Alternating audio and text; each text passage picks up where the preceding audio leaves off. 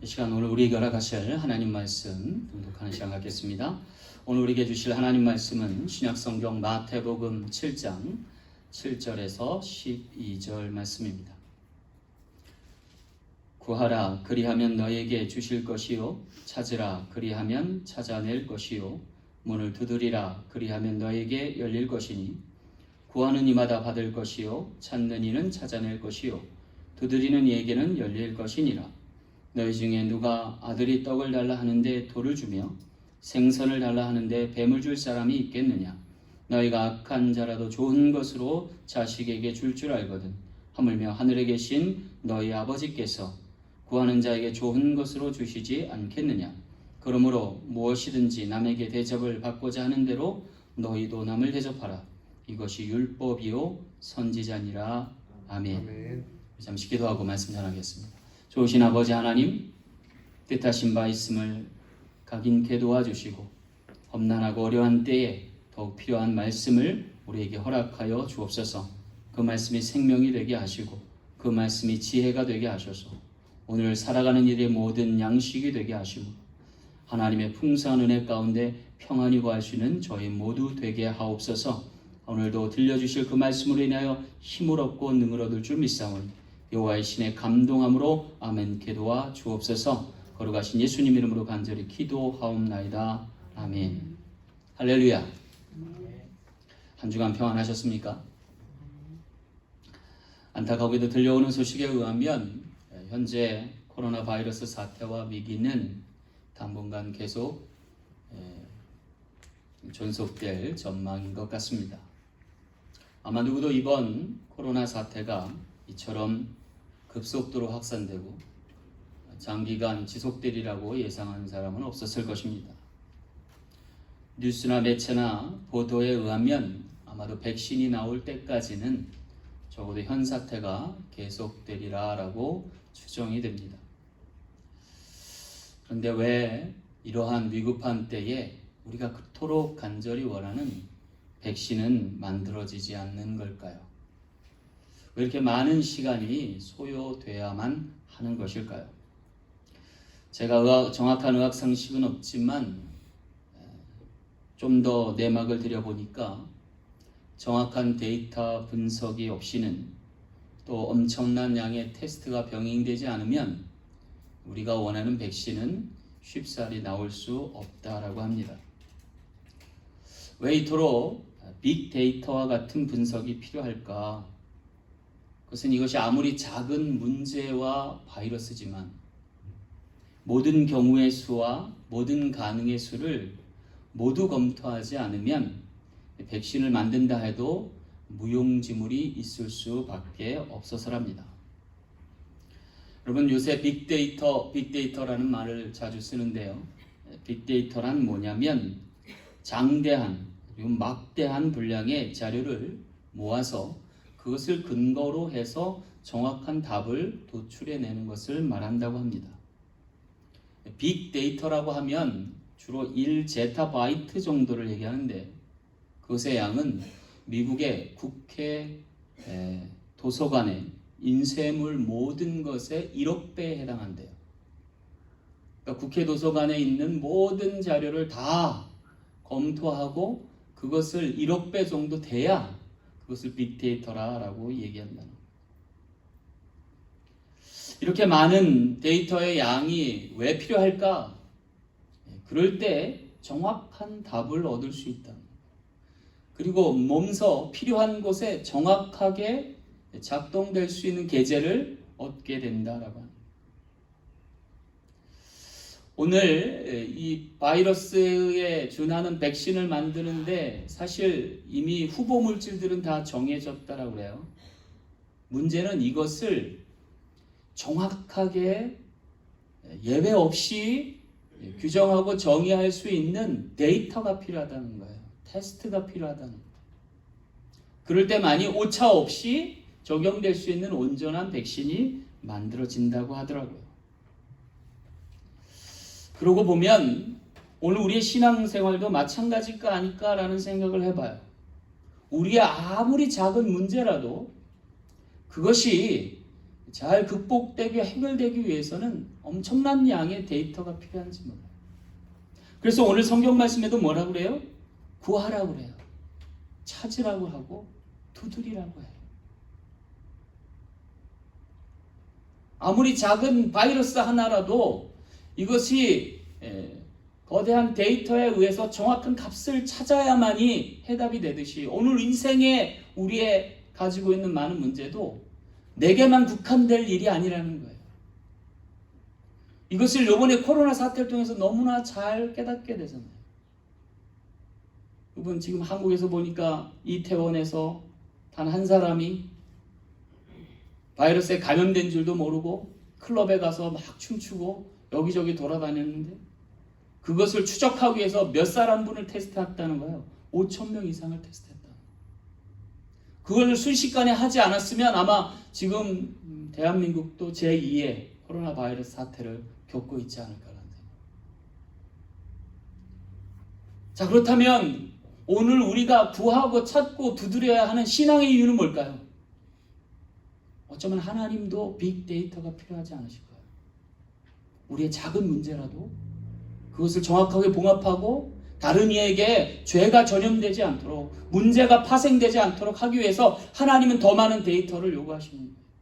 그래서 우리 한 사람 한 사람이 오늘도 구하고 내일도 바라고 찾고 두드려서 하나님이 우리에게 정하신 귀한 값을 찾아드리게 할 수 있는, 그리고 우리의 삶이 다시금 평안과 일상을 찾을 수 있는 축복의 나날 되시길 간절히 소망합니다. 자, 그렇다면 하나님은 과연 어떤 이에게 하나님이 원하신 삶의 지혜와 해답과 좋은 것을 주실까요? 오늘 말씀을 통해서 몇 가지 은혜 나누기 원합니다. 첫째로요, 하나님은 필요한 자에게 좋은 것으로 주시는 분이십니다. 오늘 9절 말씀 함께 보겠습니다. 너희 중에 누가 아들이 떡을 달라 하는데 돌을 주며 생선을 달라 하는데 뱀을 줄 사람이 있겠느냐 그러셨어요. 여기 떡을 달라 하고 생선을 달라 하는 이가 누굽니까? 여기 아들이라고 표현되어 있는데 아마 자녀를 뜻하는 것 같습니다. 반면에 그것을 주시는 분은 누구예요? 오늘 성경에서는 그것이 우리의 하늘 아버지이심을 이야기하고 있어요. 다시 말해서 아버지 되신 하나님께서 필요한 것을 달라 하는 이에게 주시는 분이다라고 하는 사실을 기록하는 거예요. 만약 아버지 되신 그분께서 사랑하는 자식들에게 그 원하는 바를 주시지 않는다면 그 이유가 뭘까요? 그건 둘 중에 하나일 거예요. 하나는 그분이 우리의 아버지가 아니시든가, 아니면 자녀된 우리가 원하는 바가 우리에게 필요치 않은 것일 수 있다. 다시 말해서 아비가 자식에게 구하는 것을 주지 않을 때 그 이유는 그것이 그에게 좋은 것이 못 되어서입니다. 따라서 자녀된 우리가 구하기 전에 먼저 살펴야 할 것은 뭐예요? 우리가 구하는 것이 정작 우리에게 필요한 것인가를 한번 되짚어 봐야 된다. 그럴 때 우리에게 좋은 것으로 주고자 원하시는 하나님의 뜻을 분별할 수 있게 되고, 그때 구하면 하나님이 응답하신다. 오늘 9절 말씀에 다시 한번 보면 이래요. 떡을 달라 할 때 돌을 주며 생선을 달라 할 때 뱀을 줄 사람이 있겠느냐라고 반문하셔요. 아비된 자로서는 마땅히 그리하지 않는다는 거죠. 만약 그리한다면 그는 무언가를 공급해 주시는 자가 아니라 시험하는 자일 거예요. 성경 마태복음 4장 3절에도 기록되기를 시험하는 자가 예수께 나와서 이르되 만일 네가 하나님의 아들이여든 명하여 이 돌들로 떡덩이가 되게 하라 그랬어요. 참 얄궂죠. 금식기도 하시는 분에게 배고파서 허기진 이에게 돌을 하나 들어주면서 떡을 만들어 먹어보십시오 라고 시험하는 거죠. 근데 예수님께서 그 시험에 뭐라고 답변하셨습니까? 마태복음 4장 4절 말씀에는 사람이 떡으로만 살 것이 아니요 하나님의 입으로부터 나오는 모든 말씀으로 살리라 그러셨어요. 진정한 문제는요, 떡과 생선이 없어서가 아닙니다. 돌과 뱀을 떡과 생선으로 바꿀 능력이 없어서도 아니십니다. 그렇게 말씀하신 이유는 그것들이 필요치 않아서입니다. 금식 기간이므로 떡이 필요한 것이 아니고 하나님의 아들일지언정 필요 이상으로 기적을 베풀 이유가 없어서기 때문입니다. 오직 말씀으로만 맞서셨습니다. 오늘 우리의 기도도 그와 같아야 되지 않을까요? 꼭 필요한 것을 구할 수 있는 우리 되길 간절히 소망합니다. 혹시나 내가 구하는 것이 비교 우위를 갖기 위해서 구하는 것은 아닌지, 내 욕망과 욕심에 점철된 것은 아닌지 오늘 우리가 한번 기억해 봐야 됩니다. 여러분, 갈매산의 두 제단에서 선지자들이 제단에 번제물을 쌓고 기도합니다. 한쪽은 경쟁적으로 구합니다.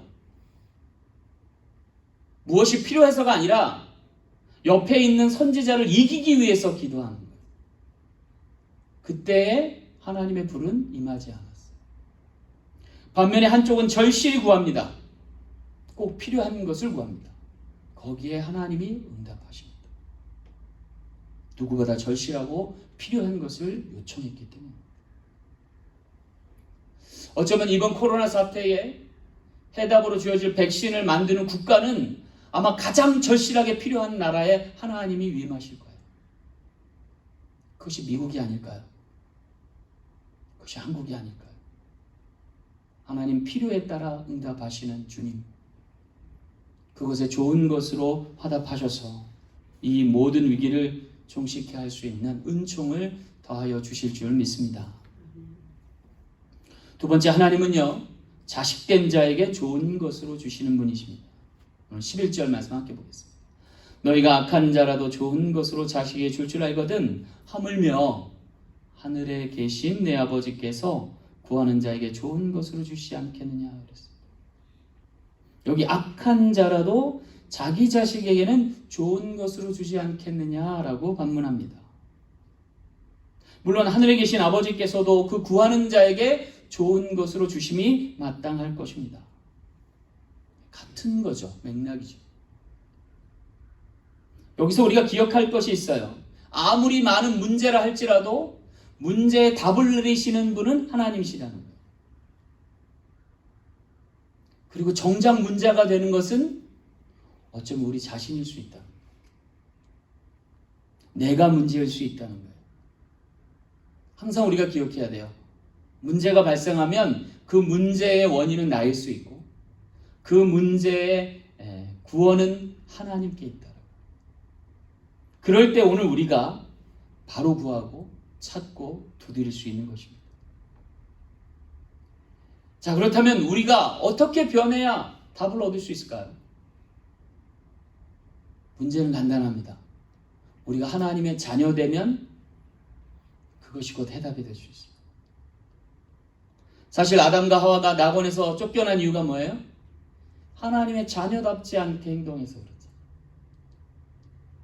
만 가지 문제의 원인이 거기에 있고 무응답의 요인이 거기에 있습니다. 하나님의 자녀답지 못한 것. 이번에 코로나 사태 발생 원인도 보면 하나님의 자녀답지 않은 국가에서 일어났어요. 이번 사태가 급속도로 파급되고 속수무책으로 미궁으로 빠져든 것 역시 하나님의 자녀답지 못한 나라에서 일어났어요. 하루빨리 하나님의 자녀로 복음화돼야 하고 하나님의 자녀로 다시금 거듭나야 하는 것이 주된 이유일 것입니다. 마치 품꾼으로 전락했던 탕자가 아버지의 집을 회상하고 깨달아서 그것으로 돌아갈 때 모든 문제가 종식된 것과 같습니다. 쥐엄나무 열매로 연명하던 탕자가 뭘 깨달았어요? 아버지의 집은 이와 같지 않을 것인데 라고 생각합니다. 그래서 자신의 빈자리로 돌아가게 되죠.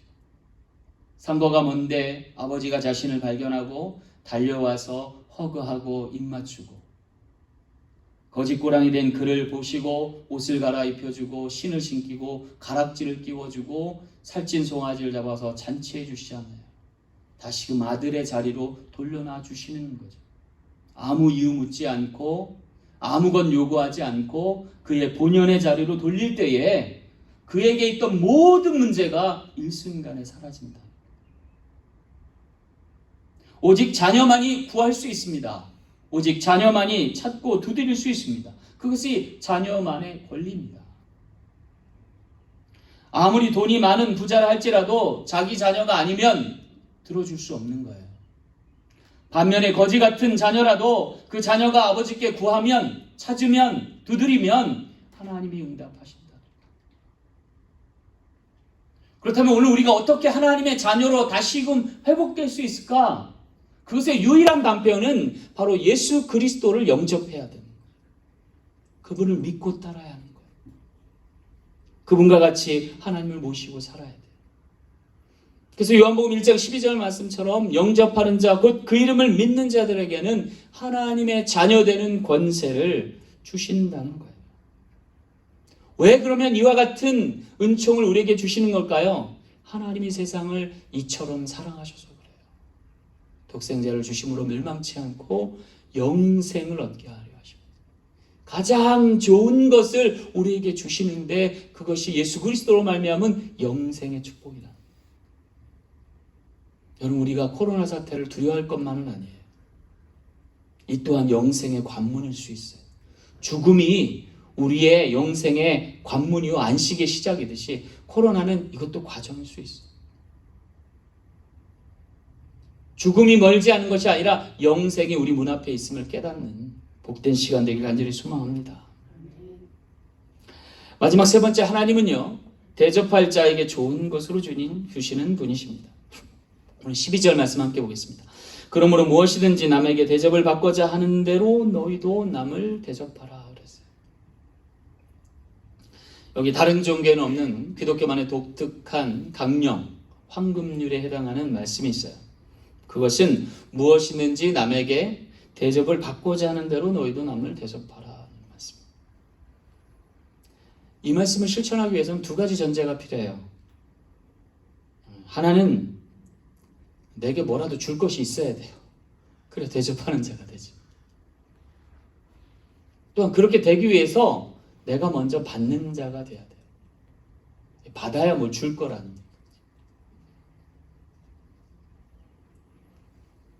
내가 줄 것이 있는 사람이 되고 내가 받을 수 있는 사람이 되려면 먼저 우리에게 필요한 것이 있어요. 그게 뭐예요? 구하는 자가 돼야 돼요. 구하는 자가 돼야 돼요. 구하지도 않으면서 받으려고 하는 것, 받은 것도 없이 뭘 대접하려고 하면 이게 다 문제가 되는 거잖아요. 그렇지 않나요? 그러면 내가 누구에게 구해야 된다는 거예요? 아버지께 구해야 된다. 이 도식을 우리가 잊지 말기 바랍니다. 하나님께 구하고 내가 먼저 받고 받은 것으로 대접하면 이루어지는 것이 하나 있습니다. 그것이 바로 하나님의 나라입니다. 하나님이 다스리는 통치가 이루어지는 것. 그래서 하나님은 무엇보다 우리에게 먼저 구할 것을 너희는 먼저 그의 나라와 그의 의를 구하라. 그리하면 이 모든 것을 더하시리라 말씀하신 것. 또한 이것이 율법이고 선지자라고 말씀하고 계십니다. 마침내 하나님 나라가 우리 가운데 도래하고 전파되는 것입니다. 그러기 위해서 우리는 먼저 하늘 아버지를 아버지로 영접해야 돼요. 예수 그리스도를 우리의 구주로 영접해야 돼요. 그리고 그분이 우리에게 좋은 것을 주심을 알고 그분과 함께 동행해야 될 줄로 믿습니다. 아브라함과 롯은요 부지 중에 천사를 영접했어요. 그리고 게스트로 모시지 않고 주로 모셨어요. 그랬더니 그들이 축복을 받고 구원을 얻는 놀라운 역사가 일어난 것이죠. 오늘 우리도 이 1시간 예배를 통해서 하나님을 아버지로 모시고 예수 그리스도를 구주로 영접해서 하나님의 은혜의 전당에 참여할 수 있는 우리 모두 되길 간절히 소망합니다. 어쩌면 이 예배 1시간이 하늘의 문이 열리는 1시간이 아닐까. 그것이 땅의 모든 문제를 해결할 수 있는 근본이 되지 않을까. 우리가 다시금 생각해보는 시간 되길 간절히 소망합니다. 한국의 한 어머니가 젊어서 남편을 질병 가운데 떠나보내고 4남매를 정말로 잘 키웠답니다. 그리고 나서 40년이 지난 뒤에 다 큰 어른들이 되어서 한 자리에 모여서 어머니께 축하의 자리를 마련했대요. 그때에 한 자녀가 그 어머니께 묻더랍니다. 엄마는 아빠도 없이 어떻게 우리를 이렇게 잘 키울 수 있었어요? 라고 질문한 거예요. 아마도 자기도 자식을 키워보니까 쉽지 않음을 알았던 거죠. 남편 없는 빈 자리에 홀로 자신들을 키웠을 어머니를 생각하니까 아마 자녀에게 뭔가 깨달음이 있었던 것 같습니다. 잠시 머뭇거리던 엄마가 자녀들에게 이야기해 줍니다. 사실 너희 아버지가 죽기 전에 함께 여행을 청했고 그 여행을 가면서 함께 거닐었는데 네 죽은 아빠가 자신의 손을 꼭 잡고 1시간 동안 놓지 않더라는 거예요. 별말 하지 않았는데도 불구하고 자신의 손을 꽉 쥔 것의 의미를 알겠더라는 거예요. 그것이 남은 아이들을 잘 돌봐줄 것을 부탁하는 것 같더라는 거예요. 근데 그 1시간이 얼마나 소중하고 무게감 있는 시간이었는지 그 1시간 때문에 자기가 40년을 버틸 수 있었다는 거예요. 이 1시간의 카이로스의 결정적 시간이 40년의 일상의 크로노스의 시간을 견디게 해주었다는 것, 그리고 이기게 해주었다는 것. 사랑하는 성도 여러분, 어쩌면 일주일에 1시간밖에 되지 않을 이 예배의 시간이, 이 카이로스의 하나님의 임재의 시간이 오늘 우리의 한 주간의 일상의 시간을 버틸 버팀목이 되지 않을까요? 이 1시간 하나님께 예배드림이 얼마나 소중한 시간일까요? 대접을 받기 위해서 누군가를 대접해야 한다는데 우리가 하나님을 대접할 수 있는 시간이 얼마나 될까요? 이 1시간이 아닐까요? 이 1시간 하나님을 하나님으로 인정하는 거, 그 하나님을 경외하고 기뻐 맞이하는 거, 그리고 그 하나님께 예배하는 거, 이 시간을 놓치지 않는 저와 여러분에게 한 주간의 축복의 언약의 시간이 함께하길 간절히 소망합니다. 그럴 때 우리의 구하는 것, 우리의 찾고 두드리는 것이 다 주 안에서 응답받는 복됨으로 증거되길 간절히 소망합니다. 말씀을 맺겠습니다.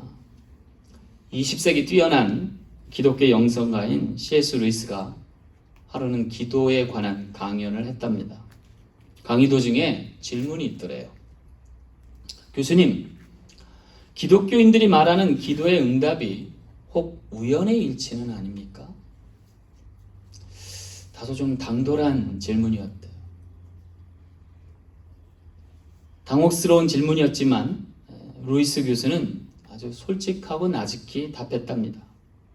예, 우연의 일치일 수 있죠. 하지만 제가 기도를 멈추고 노력하지 않으면 그 우연조차도 일어나지 않더라고요. 라고 답했다. 오늘 우리에게 하나님과 소통할 수 있는 너무나 귀중한 것 허락하셨습니다. 그것이 기도와 간구입니다. 그것이 오늘 운명이 필연 속에 존재하는 놀라운 역사의 단초가 되듯이 오늘 그 소통의 장을 통해서 우리의 문제 하나하나를 해결해 나갈 수 있는 저와 여러분 되시길 간절히 소망합니다. 그럴 때 하나님은 구하는 자에게 좋은 것으로 갚아주십니다. 우리에게 필요한 것으로 보응하십니다. 이제 이 1시간 우리 하나님께 또한 기도하기로 합니다. 아버지 하나님, 코로나 바이러스 사태 가운데서도 우리 성도님 모두를 눈동자와 같이 살피세요. 모두 강건하며 평안케 도와달라고 말입니다. 늘 구하는 이에게 좋은 것으로 아낌없이 주시는 하나님을 찬미하며 이번 한 주도 승리할 수 있는 저와 여러분 되시길 간절히 소망합니다. 기도하겠습니다. 참 좋으신 아버지 하나님 감사합니다. 귀한 말씀 우리에게 허락하시되 하늘 양식 되게 하시고 생명과 지혜의 공급처 되어 주시오니 그 말씀 따라 암만할 때 승리하는 인생 되게 하옵소서. 한 주간도 주께 의탁합니다. 우리를 보호하시며 보존하시며 안위하시며 승리케 도와 주옵소서. 거룩하신 예수님 이름으로 간절히 축복하며 기도하옵나이다. 아멘.